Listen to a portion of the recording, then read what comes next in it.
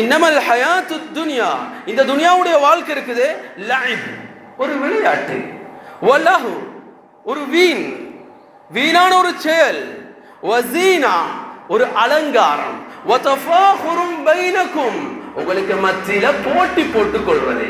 ஏண்ட நானா கொஞ்சம் வசதியா இருக்கிறாரு, நானும் வசதியாக இருக்கணும் என்று போட்டி போடுறாங்களா? இதுதான் தஃபாஹுர், இதுதான் தஃபாஹுர். ஒருவருக்கொருவர் பெருமை எடுத்துக் கொள்வது, ஒருவருக்கொருவர் மமதை எடுத்துக் கொள்வது, இதுதான் துனியாவுடைய வாழ்க்கை. குர்ஆன்ல அல்லாஹ் பேசுறான், வஅலமு அறிஞ்சு கொள்ளுங்க, இதுதான் உங்களோட வாழ்க்கை. வதகாசுரும் ஃபில் அம்வாலி வல் அவுலாத், ஒரு புள்ள இல்லையா 4 புள்ள 5 புள்ள பெற்றெடுக்கிறது, இதுதான் துனியாவுடைய வாழ்க்கை. வல் அம்வால் சொத்து செல்வத்தை அதிகரிச்சு கொள்றது. அவர் 4 புள்ள பெற்றாரு, ஆனால் இவர் 5வது 6வது 7வது போட்டிக்காக வேண்டி செய்யறது. இதுதான் துனியாவுடைய வாழ்க்கை. கண்ணியமானவர்களே, உலகத்துடைய வாழ்க்கைய ஒரே வார்த்தையில சொல்றதாக இருந்தா துனியான்ற அர்த்தமே போதும். கண்ணியமானவர்களே, ஒரு கிழவிக்கு சொல்லக்கூடிய ஒரு வார்த்தை, எங்களை அலங்கரிச்சு, எங்களை முன்னால அவ அலங்கரிச்சு அழகான முறையில போய்கொண்டிருக்கிறா, நாங்க பின்னால ஓடிக்கொண்டிருக்கிறோம். எப்ப மௌத்து வருவதோ அந்த நேரத்துல உணர்வோம் இதற்கு பின்னாலேயா போனோம். கண்ணியமானவர்களே, அந்த நேரத்தில் விழித்து வேலை அல்ல, அந்த நேரத்தில் விழிச்சு வேலை அல்ல, அதற்கு முன்னால விழித்துக் கொள்வோம், அதற்கு முன்னால விழித்துக் கொள்வோம். கண்ணியமானவர்களே, ஏண்டா என்ன சொல்ல வாரேண்டா, இந்த அற்பமான இந்த உலகத்துக்காக வேண்டி எங்கட குடும்பத்தை பிரிஞ்சு வாழ்ந்து கொண்டிருக்கிறோம், எங்கட நான தம்பிய பிரிஞ்சு வாழ்ந்து கொண்டிருக்கிறோம், எங்கட சகோதரிய பிரிஞ்சு வாழ்ந்து கொண்டிருக்கிறோம். என்ன காரணம்? அதிகமான காரணம் என்ன தெரியுமா? ஏதோ ஒரு சொத்து பிரச்சனை, நானக்கு கொஞ்சம் கூடுதலாக வாப்பா கொடுத்துட்டார், அதனால வாப்பாவோட பேசுறது இல்ல, நானாவோட பேசுறது இல்ல. கண்ணியமானவர்களே, குடும்பத்தை பிரிந்து வாழ்ந்து கொண்டிருக்கிறோம். அல்லாஹ் பாதுகாக்கணும், அல்லாஹ் பாதுகாக்கணும். கண்ணியமானவர்களே, அற்பமான துனியா இது. இந்த உலகத்தில் எதுவும் கிடையாது, இந்த உலகம் எங்களுக்கு எதுவும் தரப்போறதில்லை. எத்தனை பேரை பார்க்கிறோம், எங்களுக்கு முன்னால எத்தனை கோடிக்கணக்கான சொத்துக்களை சம்பாதித்தவர்கள், இன்று எங்களோடு போன இதுகளை தொழுதவர்கள் இன்று எங்களுடைய இந்த பெருநாளுடைய தொழுகையில் தொழாமல் இருக்கிறார்கள். இதற்கு முன்னால் எத்தனையோ பேர் மரணித்து விட்டார்கள். கோடிக்கணக்கிலே சொத்து வைத்தவர்கள், எதையும் சுமந்து போறது யாரும் கிடையாது. எனவே கண்ணியமானவர்களே, அற்பமான சொத்துக்காக வேண்டி எங்கட உறவு முறைகளை நாங்க துண்டித்து வாழக்கூடாது. கண்ணியமானவர்களே, இந்த உறவு முறையை பத்தி மார்க்கம் சொல்ற நேரம் சொல்லுது, யாருக்கு ரிஸ்க்ல அபிவிருத்தி தேவையோ, யாருக்கு ரிஸ்க்ல அபிவிருத்தி தேவை, நல்ல ஏண்ட குடும்பம் நல்ல முறையில நல்ல லெவல்ல இருக்கணும், நல்ல சொத்தோட இருக்கணும் யார் ஆசைப்படுறீங்களோ, ஏண்ட வயதுல அல்லாஹ் அதிகரிப்பை ஏற்படுத்தணும் என்று யாரு விரும்புறீங்களோ, முதலாவது நீங்க செய்ய வேண்டியது அனஸ் இப்னு மாலிக் ரலியல்லாஹு தஆலா அன்ஹு, அனஸ் இப்னு மாலிக் ரலியல்லாஹு தஆலா சொல்றாங்க, அன்ன ரசூலுல்லாஹி ஸல்லல்லாஹு அலைஹி வஸல்லம் قال من احب ان يبسط له في رزقه وينشأ في عمره فليصل رحمه. யாருக்கு அல்லாஹ் ரிஸ்க்ல அபிவிருத்தியை ஏற்படுத்தணும்னு நினைக்கிறீங்களோ, விரும்புகிறீர்களோ, அதே மாதிரி தனது வாழ்நாள்ல என் வயசு கொஞ்சம் கூடுதலாக இருக்கணும், நான் இந்த உலகத்துல கூடுதலான வயசு வாழணும் யாரு நினைக்கிறீங்களோ, நீங்க செய்ய வேண்டியது எது தெரியுமா? ஃபல்யஸில் ரஹிமா, தனது குடும்பத்தை சேர்ந்து வாழ்றது, என் நான தம்பியோட நல்லா ஈக்கிறது, என் சகோதரிகளோட நல்லா ஈக்கிறது, என்னுடைய வாப்பாவோட என் உம்மாவோட நல்ல முறையில நடந்து கொள்றது. இதுதான் எங்கட வாழ்க்கையில அபிவிருத்திக்கு காரணமாக இருக்கும், எங்கட வாழ்நாள அதிகரிக்கிறதுக்கு காரணமாக இருக்கும். இரண்டாவது சொல்றாங்க, முழு ஊருக்கும் ரஹ்மத் இறங்கணுமா, இருக்கக்கூடிய ஊர்ல எல்லாத்துக்கும் அல்லாஹ் ரஹ்மத் இறக்கணுமா?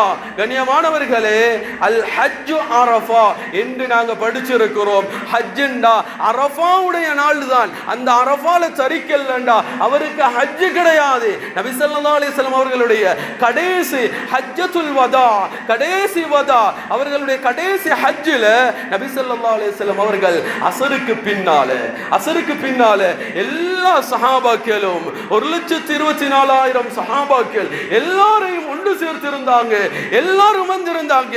நபி ஸல்லல்லாஹு அலைஹி வஸல்லம் அவர்கள் துஆ கேட்க கையை தூக்குற நேரம் ஒரு வார்த்தை சொன்னாங்க, யாராவது உறவு முறைய துண்டிச்சு வாழ்றவங்க யாரும் இந்த கூட்டத்தில் இருக்கிறாங்களா? கண்ணியமானவர்களே, யாருடைய சுஹபத்தில் வாழ்ந்தவங்க? நபி அவர்கள் சுஹபத்தில் வாழ்ந்தவங்க.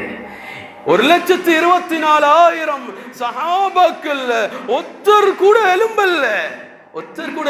யாரும் குடும்பத்தை பிரிஞ்சு வாழ்றது இல்ல, குடும்பத்தை பிரிந்து வாழ்றது இல்ல. அதுல ஹதீஸ்ல வருது, ஃபி அக்ஸா ஹல்கா, அந்த கூட்டத்தில் கடைசில ஒருத்தர் எலும்பினாரு. எலும்பி போறார். போயிட்டு கொஞ்ச நேரம் கழிச்சு வந்தாரு. வந்த நேரத்துல நபி ஸல்லல்லாஹு அலைஹி வஸல்லம் கேட்டாங்க, வாங்க இங்க வாங்க, என்ன காரணம், நீங்க யாரோட பேசல அப்படின்னு கேட்ட நேரம் அவர் சொன்னாரு, நான் யாரோடையும் பேசல, ஆனா என்னோட பேசாம ஏண்ட சாட்சி இருக்கிறார். ஏண்ட சாட்சி, அந்த வார்த்தையை பாருங்க. அவர் எப்படின்னா நபியோடு இருந்தவர், அதனால அவர் உறவு முறையை சேர்ந்து வாழ ஆசை, ஆனா ஏண்ட சாட்சி என்னையோட பேசுறா இல்ல. அதனால நான் போனேன், என் சாட்சிட்ட போய் சொன்னேன், இப்படித்தான் நபி ஸல்லல்லாஹு அலைஹி வஸல்லம் சொன்னாங்க, உறவு முறையை யாரும் சேர்ந்து வாழலண்டா, கொஞ்சம் போய் பேசிட்டு வாங்கன்னு சொன்னாங்க, அதனால நான் வந்திருக்கிறேன் என்று சொன்ன ஒரு வார்த்தை தான் என் சாட்சி என்னைய கட்டி அணைச்சு கொண்டா. கண்ணியமானவர்களே, இந்த வார்த்தை நபி ஸல்லல்லாஹு அலைஹி வஸல்லம் அவர்களிடத்துல அந்த சஹாபி வந்து சொன்ன நேரம் நபி அவர்கள் சொன்ன ஒரு வார்த்தை சொன்னார்கள், அலா அறிந்து கொள்ளுங்க, அலா அறிந்து கொள்ளுங்க, இன்னர் ரஹ்மத லா தன்சிலு அலா கௌமின் ஃபீஹிம் காதிஉ ரஹிமின். சொன்னார்கள், இன்னர் ரஹ்மத லா தன்சில், ரஹ்மத் இருக்குது. இந்த ரஹ்மத்துக்கு தஃப்சீர் எழுதுறாங்க, ரஹ்மத்துண்டா அல்லாஹ்வினுடைய அருட்கொட. இந்த ரஹ்மத்துக்கு தஃப்சீர் எழுதுறாங்க என்னண்டா, மழை. அல்லாஹ் மழை இறக்க மாட்டான். யாருண்டா, அலா கௌமின், ஒரு கூட்டத்தின் மீது, ஃபீஹிம் காதிஉ ரஹீம், உறவு முறையை துண்டிச்சு வாழ்ற ஒத்தராவது அந்த கூட்டத்தில் இருந்தா, அந்த ஊர்ல இருந்தா, கண்ணியமானவர்கள், அந்த ஊருக்கே அல்லாஹ் ரஹ்மத்துடைய மலையை இறக்க மாட்டான். கண்ணியமானவர்கள், அந்த இடத்துல துவா செஞ்சா அல்லாஹ் அந்த துவாவை கபூல் செய்ய மாட்டான் என்ற அந்த அரஃபாவுடைய மைதானத்திலையும் அல்லாஹ் கபூல் செய்ய மாட்டான் என்பதனால தான் நபி ஸல்லல்லாஹு அலைஹி வஸல்லம் அவர்கள் யாராவது இருந்தா எழும்பி போய்த்து அவரோட சேர்ந்துட்டு வாங்க என்று நபி ஸல்லல்லாஹு அலைஹி வஸல்லம் அவர்கள் அனுப்பியிருக்கிறாங்கண்டா. கண்ணியமானவர்களே, எவ்வளவு பெரிய ஒரு விடயமாக இருக்கும் எங்களோட குடும்பத்தோட சேர்ந்து வாழ்றது. கண்ணியமானவர்களே, அடுத்தது ஒரு விடயம் தான், யாரு சுவர்க்கத்துக்கு போக விரும்புறீங்களோ, சுவர்க்கத்துல நான் இருக்கணும்னு நினைக்கிறீங்க, கட்டாயமாக அவரை செய்ய வேண்டியது சிலத்துர் ரஹீம், தனது குடும்பத்தோட நல்ல முறையில் வாழணும்.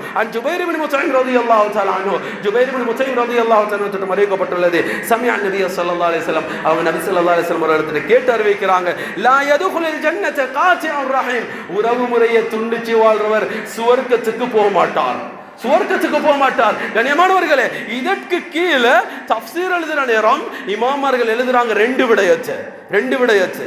ஒருத்தர் சுவர்க்கத்துக்கே போக மாட்டார் அப்படின்னு சொன்னா அவர் யாராக இருப்பார்? காஃபிராக இருப்பார், அவர் நிராகரித்தவராக இருப்பார், அவர் தான் சுவர்க்கத்துக்கு போகலாம். ஆனா இதுல எழுதுறாங்க எப்படின்னா, ஒருத்தர் இது ஹராம் என்று தெரிஞ்சு, சிலத்துர் ரஹீம் ஹராம் என்று தெரிஞ்சு யாரு அப்படியே வாழ்ந்து கொண்டு அதே நிலைமையிலே மரணித்து விடுகிறாரோ அவர் காஃபிராக மரணிக்கிறார், அவர் சுவர்க்கத்துக்கு போறதுக்கு எந்த தகுதியும் கிடையாது என்பதாக எழுதியிருக்கிறாங்க. அல்லாஹ் பாதுகாக்கணும். கண்ணியமானவர்களே, எத்தனை பேர் எங்கட சகோதரரோட இன்னமும் பேசாம இருக்கிறோம், எங்கட நான தம்பியோட பேசாம இருக்கிறோம், வெறும் ஒரு காணி துண்டு, வெறும் எங்கட வாப்பா என்னைய விட கொஞ்சம் கூடுதலா அவரை பார்த்துட்டார் என்ற ஒரு எண்ணத்துக்காக வேண்டி பார்க்காம இருக்கிறோம். கண்ணியமானவர்களை, இன்றைக்கு போய்த்து அவர்களிடத்தில் உட்காருவோம், நீங்க என்ன பிரச்சனை, உங்களுக்கு என்ன பிரச்சனை, இந்த காணியா இந்தாங்க வச்சுக்கொள்ளுங்க, இது அற்பமானது, இதற்கு நாங்க ஏன் அடிச்சு கொள்றோம் வாப்பா, இதுக்கு ஏன் வாப்பா நாங்க அடிச்சு கொள்றது, வாப்பா இடத்துல போங்க, வாப்பா இடத்துல போய்த்து அவர்களை கட்டி அணைச்சு அவர்களுக்கு முத்து கொடுத்து சொல்லுங்க, வாப்பா நானும் நீங்களும் சொர்க்கத்துக்கு போகணுமாக இருந்தா நாங்க பேசாம இருக்க கூடாது வாப்பா என்று எங்களை வாப்பாவை நீங்க கட்டி அணைங்க. கண்ணியமானவர்களே, எங்கட தாய தந்தைய எத்தனையோ பேர் மரணத்துக்கும் வராதவர்கள். சமீபத்தில் ஒரு மரணம் நடந்துச்சு. சமீபத்தில் ஒரு மரணம், வாப்பட மையத்துக்கு புள்ள வரல, வாப்பட ஜனாதாவுக்கு புள்ள வரல. காரணம் ஒன்றும் இல்லை, வெறும் காணி பிரச்சனை. நான் அவ கூடுதலா பார்த்துட்ட ஒரு பிரச்சனை, வாப்பட ஜனாதாவுக்கு மகன் இல்லை. கண்ணியமானவர்களே, அவன் மகனாக இருக்கலாமா? எனவே கண்ணியமானவர்களே, இப்படியாக எங்கட வாப்பா உம்மா எங்களுக்கு எவ்வளவு அநியாயம் செஞ்சிருந்தாலும் நாங்க அவங்களோட சேர்ந்து வாழணும். எப்படின்னா சொல்றாங்க, குடும்பத்தை சேர்ந்து வாழ்றதுன்றது அவரு நல்லா இருக்கிறாரு, நானும் நல்லா இருக்கிறேன் அப்படின்றல்ல, அவரு என்ன வெற்றாரு, அவர் எனக்கு குழி வெற்றாரு. அப்பையும் போய் நானா நீங்க நல்லா இருக்கிறீங்களா என்று கேட்கிறீங்களா? இதுதான் உங்களோட குடும்பத்தை நீங்க சேர்ந்து வாழ்றது, இதுதான் நீங்க உங்களோட குடும்பத்தை சேர்ந்து வாழ்றது. எனவே கண்ணியமானவர்களே, எங்கட தாய் தந்தைகளோட எங்கட சகோதரர்களோட நாங்கள் கட்டாயமாக நாங்கள் சேர்ந்து வாழ ஆரம்பிக்கணும். எந்த அளவுக்குண்டா கண்ணியமானவர்களே, எங்கட தாய் தந்தைகள் எங்களுக்கு ஒரு சதம் சல்லி தரல. ஏண்ட நானாக்கு முழு சொத்தையும் கொடுத்துட்டார், ஏண்ட தங்கச்சிக்கு முழு சொத்தையும் கொடுத்துட்டார், ஆனா எனக்கு எந்த ஒரு சொத்தையும் தரல என்றாலும் உங்களோட உரிமை என்ன தெரியுமா? உங்களோட வாப்பாவை நீங்க பார்க்கிறது, உங்களோட வாப்பாவை நீங்க பார்க்கிறது.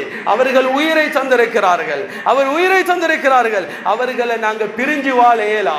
கண்ணியமானவர்களே, நான் சமீபத்தில் எங்கட ஹஸரத்திட்ட ஒரு விடயத்தை படிச்சேன். அந்த விடயத்தை நாங்க கட்டாயமாக செஞ்சு வரணும். எப்படின்னா அவர் சொன்ன ஒரு வார்த்தை சொன்னாரு, ஏண்ட உம்மாவுக்கு நான் கொடுக்கக்கூடிய சல்லி இருக்குது இல்லையா, நான் கொடுக்கக்கூடிய ஒரு தான தர்மமோ ஏதோ கொடுப்போம், நாங்க எங்கட கையால எடுத்து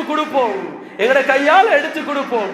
அந்த சல்லிய கூட உங்களோட உம்மோட கைய கீழே பணிச்சிடாதீங்க. உங்களோட உம்மோட கையை கீழே கொண்டு போயிடாதீங்க. உம்மான்னு கொடுத்தீங்கன்னா அவட கை கீழே போயிடும். அதனால அதை கூட செஞ்சிடாதீங்க. என்ன செய்யுங்க, உங்களோட உம்மாக்கு நீங்க சல்லி கொடுக்கணுமா, உங்களோட வாப்பாவுக்கு நீங்க பணத்தை கொடுக்கணும்னு நினைக்கிறீங்களா? நீங்க போங்க, உம்மாக்கும் வாப்பாக்கும் மாத்தி அந்த பணத்தை கொண்டு போய் ஒரு இடத்துல வச்சுட்டு, உம்மா உங்களுக்கு நான் பணத்தை வச்சிருக்கிறோம்மா, நீங்க உங்களுக்கு மாத்தி வேறிச்சு வச்சிருக்கிறோம்மா, அந்த மாத்தின சல்லிய நீங்க உங்களுக்கு தேவைக்கு மாறி நீங்க மாற்றவெல்லாம் பெரிய பெரிய தூரத்துக்கெல்லாம் போச்சேவல்ல உம்மா, அதை நீங்க மாற்றிய இடத்துல அப்படி வச்சிருக்கிறேன், நீங்க அதை எடுத்துக்கொள்ளுங்க உம்மா அப்படின்னு உங்களோட தாயை நீங்க மேற்படுத்துங்க. கண்ணியமானவர்களே, கட்டி அணைச்சு கொள்ளுங்க, அவர்களுடைய நெற்றியை மோந்து கொள்ளுங்க, அவர்களுடைய கைகளை மோந்து கொள்ளுங்க. கண்ணியமானவர்களே, அவர்கள் தான் சுவர்க்கம், அவர்கள் தான் உங்களோட சுவர்க்கம். அவர்களை நீங்க கவலைப்படுத்திட்டு கண்ணியமானவர்களே சுவர்க்கத்துக்கு போக நினைச்சீங்கன்னா ஒருபோதும் உங்களுக்கு சுவர்க்கம் கிடைக்க போறது கிடையாது.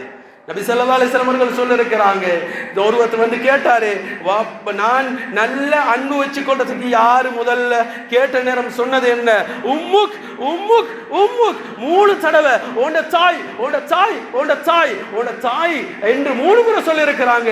ஏண்டா அவங்களோட அன்புக்கு நாங்க ஈடாகலா. அவங்க நினைச்சிருந்தா நாங்க பிறக்கிற நேரமே எனக்கு இந்த புள்ள வானம், இவன் எனக்கு தேவையில்ல என்று களைச்சு போட்டிருக்கலாம்.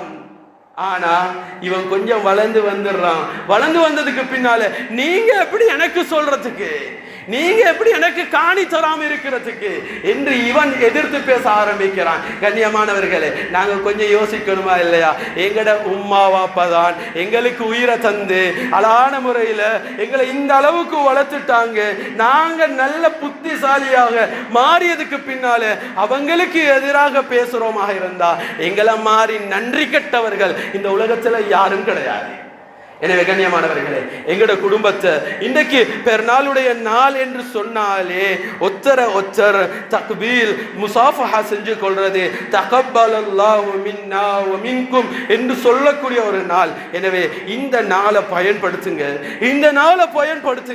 எங்கட சகோதரிகளோட எங்கட சகோதரர்களோட நாங்க பேசாம இருக்கிறோமாக இருந்தா, எங்கட வாப்பா உம்மாவோட நாங்க எங்கட குடும்பத்தோட பேசாம இருக்கிறோமாக இருந்தா கண்ணியமானவர்களே, கட்டாயமாக போங்க, அந்த வீட்டுக்கு போங்க. உங்களுக்கு அடிச்சு விரட்டினாலும் பரவாயில்ல, போங்க, அவங்களோட முன்னுக்கு போய் நில்லுங்க. நான் சொர்க்கத்துக்கு போகணும், அதனால வந்திருக்கிறேன். நீங்க போய் அவர்களிடத்துல நின்று என்னைய மன்னிச்சிருங்க, ஏதாச்சும் தவறுகள் இருந்தா மன்னிச்சிருங்க என்று நாங்க இன்ஷா அல்லாஹ் எங்கட இந்த பெருநாள நாங்க எங்கட குடும்பத்தோட சேர்ந்து வாழக்கூடிய ஒரு பெருநாளாக அல்லாஹ் சுப்ஹானஹு வ தஆலா ஆக்கி அருள்வானாக.